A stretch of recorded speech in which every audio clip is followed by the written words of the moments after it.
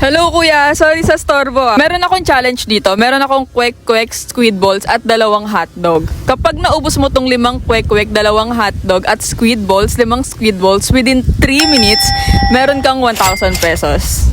Game ka ba?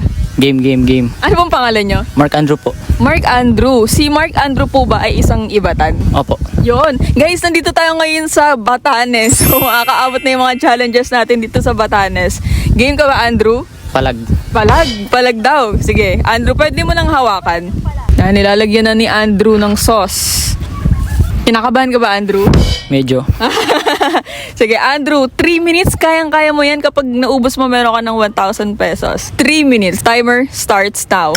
Okay guys, so basic lang yung mga challenge natin dito. Gusto ko lang maka-challenge ng mga lokal dito sa Batanes. Sobrang ganda sa Batanes guys.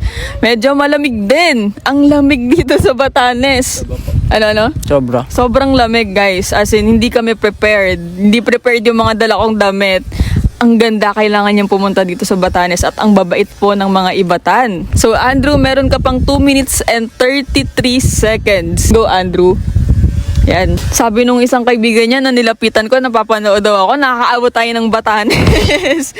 Go Andrew. Konti na lang, kayang-kaya mo yan. Mahaba pa yung time mo. Meron ka pang 2 minutes and 15 seconds.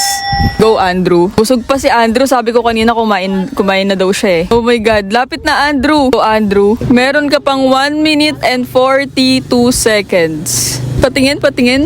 Konti na lang, Andrew. Ito ba yung bundok na Irayat? Oh, nakikinig ako sa tour guide namin. Meron ka pang 1 minute and 20 seconds, Andrew. Malapit na. Yan na lang, oh. Ano na lang. Squid balls na lang, guys. 3 minutes. Sayang kasi gusto ko talaga ipa-challenge yung bunong, yung local food nila. Kaso nga lang, di ako makahanap. Go, Andrew. Isa na lang. Andrew, malapit na.